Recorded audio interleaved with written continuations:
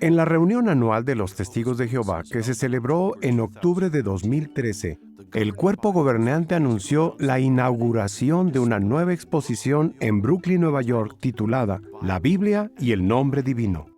Nos gustaría explicarles lo que ha pasado desde entonces.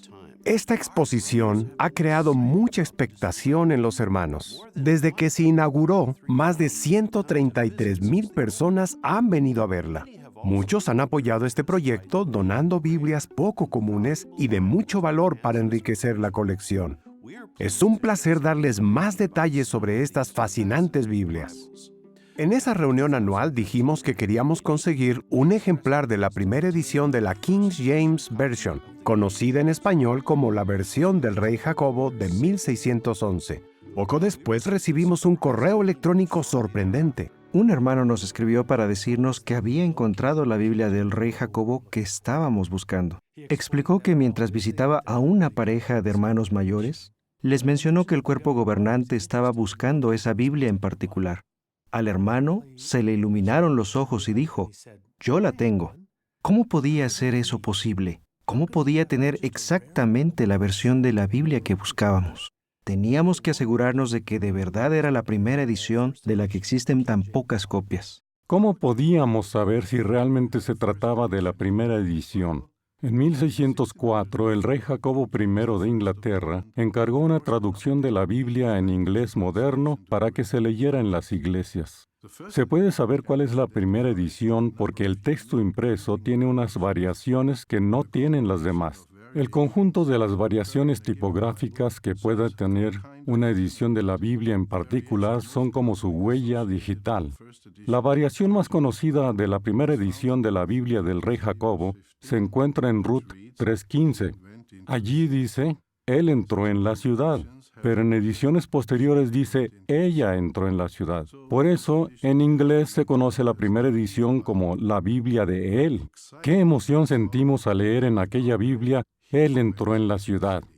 Las cubiertas de este libro de 400 años estaban en muy mal estado. En cambio, las hojas estaban en buenas condiciones. Entonces, vino un hermano de Bélgica, especialista en la conservación de libros, para enseñarnos a restaurar esta Biblia tan valiosa. Comenzamos la restauración separando con mucho cuidado cada hoja. Las limpiamos con delicadeza y les hicimos algunas reparaciones. Después, volvimos a encuadernarla utilizando la misma técnica que se usó cuando se imprimió. Y por último, le pusimos una cubierta de piel. La hemos restaurado completamente para que pueda durar muchos años. La Biblia del Rey Jacobo es uno de los libros más importantes en lengua inglesa. Según la Biblioteca Británica, la versión del Rey Jacobo, o versión autorizada, es el texto más publicado en inglés. Algunos calculan que se han impreso más de 1,000 millones de ejemplares en el mundo. Los misioneros protestantes se solían basar en esta versión para traducir la Biblia a otros idiomas. Eso lo convirtió en un libro aún más influyente. Debido a la enorme difusión que tuvo a lo largo de los siglos, el nombre de Jehová llegó a conocerse por toda la tierra. También hemos recibido 2 traducciones de la Biblia al español muy importantes: la Biblia de Casiodoro de Reina y la Reina Valera. Las 2 se publicaron en plena Inquisición española. A finales del siglo XV, la Inquisición española prohibió la traducción y posesión de Biblias en lenguas vernáculas o comunes. Pasaron 3 siglos antes de que se levantara la prohibición. En aquella época tan difícil, algunos traductores valientes produjeron nuevas versiones españolas en el extranjero y las introdujeron de contrabando en el país. A mediados del siglo XVI, Casiodoro de Reina comenzó a traducir la Biblia al español a pesar de la amenaza constante de ser detenido. Este hombre amaba el nombre de Dios. En una ocasión dijo, «Así que de la superstición de los modernos rabinos salió esta ley de omitir el nombre divino, encaminada del diablo para, con pretexto de reverencia, sepultar y poner en olvido en el pueblo de Dios su santo nombre, con el cual solo Él quiso ser diferenciado de todos los otros dioses. En 1569, por fin se imprimió la traducción de Casiodoro de Reina, que contenía muchas veces el nombre divino, Jehová, en las escrituras hebreas. En 1582, otro erudito valiente llamado Cipriano de Valera comenzó a revisar cuidadosamente la traducción de Casiodoro de Reina. Tenía 50 años y trabajó en la revisión durante 2 décadas. En 1602, finalmente se publicó su obra en Ámsterdam.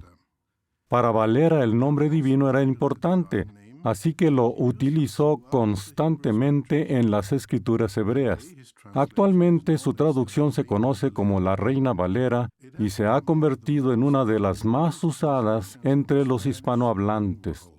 Estas Biblias nos recuerdan la intensa lucha que supuso traducir la palabra de Dios a los idiomas de la gente y conservar el nombre divino en las Escrituras. Los hermanos que han donado estas Biblias han sido realmente generosos. Y no dejamos de impresionarnos por las Biblias que seguimos recibiendo. Veamos otro ejemplo. En 1964, un hombre encontró en el sótano de una iglesia una Biblia en latín que se había impreso 250 años atrás. Fue un descubrimiento muy importante. En el año 405 se completó la edición más conocida de la Biblia latina, traducida por Jerónimo. Se la llegó a conocer como la Vulgata Latina. Lamentablemente no contenía el nombre divino, pero en la Biblia que se encontró en el sótano de la iglesia aparece vez tras vez el nombre de Dios en las escrituras hebreas. Era la traducción al latín que publicó Sebastian Schmidt en 1708. Al principio, cuando el hombre descubrió la Biblia, le dijeron que la quemara, pero sencillamente no pudo. Hace poco, este hombre empezó a estudiar la Biblia con los testigos de Jehová. Cuando oyó hablar de la exposición de la Biblia, donó la que había encontrado. Más adelante, cuando visitó la exposición y vio su Biblia, dijo: «Después de tenerla guardada en mi casa durante 50 años, es muy emocionante ver que ahora miles de personas pueden contemplarla».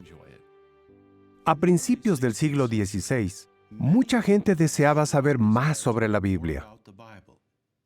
Para aquel tiempo, la Vulgata Latina ya tenía más de 1000 años. Pero la mayoría de la gente no sabía leer latín. Además, se habían introducido muchos errores en esa versión por haberse estado copiando durante siglos. Traductores y eruditos se dieron cuenta de que debían volver a los idiomas originales para producir traducciones bíblicas exactas que pudieran satisfacer el deseo de las personas de conocer la Biblia. En 1502, el cardenal Jiménez de Cisneros empezó a trabajar en una obra que se convertiría en una herramienta muy valiosa en la traducción de la Biblia. En la actualidad se la conoce como la Políglota Complutense. Cisneros comenzó a reunir tantos manuscritos antiguos como pudo en hebreo, griego y latín. Entonces, un grupo de expertos comparó los manuscritos para crear un texto maestro para cada uno de esos 3 idiomas. Los eruditos necesitaron 10 años para recopilar esta obra tan impresionante y pasaron otros 4 hasta que finalmente se imprimió. Los impresores españoles no tenían los caracteres necesarios y tuvieron que prepararlos para poder imprimir la Biblia. Sus 6 volúmenes se imprimieron entre 1514 y 1517. ¡Qué logro tan impresionante después de 15 años de duro trabajo! Era la primera vez que los textos maestros de las Escrituras se imprimían uno al lado del otro en hebreo, griego y latín, por lo que se podían comparar fácilmente. De hecho, era la primera vez que se imprimía en griego el Nuevo Testamento completo. Sin embargo, el Papa no aprobó que se publicara la Políglota hasta 1522. La Políglota Complutense contribuyó a que se depurara y se conservara el texto griego y hebreo de la palabra de Dios. Se imprimieron unas 600 copias pero solo ha sobrevivido una quinta parte. Al mismo tiempo que se producía la Políglota Complutense, otro erudito, Desiderio Erasmo, trabajaba en su versión del Nuevo Testamento en griego. Él también estaba interesado en que los traductores de la Biblia tuvieran acceso al Nuevo Testamento completo en griego. Lo consiguió publicar en 1516. Como la distribución de la Políglota Complutense se retrasó, el Nuevo Testamento en griego de Erasmo se convirtió en la primera edición impresa para los eruditos. Algunos traductores innovadores, como Martín Lutero y William Tyndale, usaron varias ediciones de este texto para traducir las escrituras griegas al alemán y al inglés. Nos alegra decirles que hemos recibido la donación de la Políglota Complutense y del Nuevo Testamento de Erasmo en griego de 1516. Los que han visitado la exposición pensarán que no tenemos suficiente espacio para colocar estas Biblias tan impresionantes. Por eso nos complace anunciar que el lugar donde estará la exposición en Warwick será mucho más grande. ¿Les gustaría ver cómo quedará? El cuerpo gobernante quiere que la exposición se centre en la Biblia, que debe ser la estrella. Y, sobre todo, debe dirigir la atención al nombre de Jehová. Por eso, el diseño general de la exposición transmitirá una sensación de profundo respeto y reverencia por la palabra de Dios. Usaremos elementos arquitectónicos que ilustren la fortaleza y la seguridad que conseguimos al leer la Biblia y obedecer sus consejos. La iluminación y el diseño de los interiores crearán un ambiente que invite a la reflexión. La parte principal de la exposición será permanente y seguirá contando la historia de la Biblia y del nombre divino, tal como la exposición actual en Brooklyn. También habrá un espacio para otras exhibiciones, donde se mostrarán más Biblias singulares. Esta área se renovará periódicamente.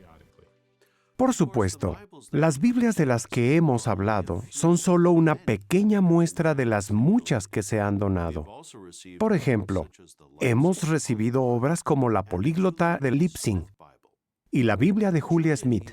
Julia Smith fue la primera mujer en traducir la Biblia completa del hebreo y el griego al inglés. Hizo una traducción literal y decidió conservar el nombre divino. No podemos mencionar en este breve informe todas las Biblias que hemos recibido, pero podrá ver muchas de ellas si visita la nueva exposición que se abrirá en Warwick, Nueva York. Mientras tanto, esperamos recibir aún más Biblias singulares para añadir a la colección.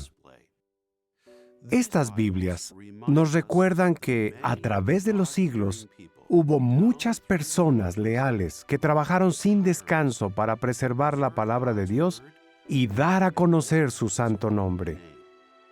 También nos muestran que Jehová ha cumplido la promesa de conservar su palabra y de ensalzar su nombre por toda la tierra. Los invitamos a la exposición de la Biblia en la Central Mundial, ubicada actualmente en Brooklyn. Y los animamos a visitar más adelante la exhibición ampliada en las nuevas instalaciones de Warwick.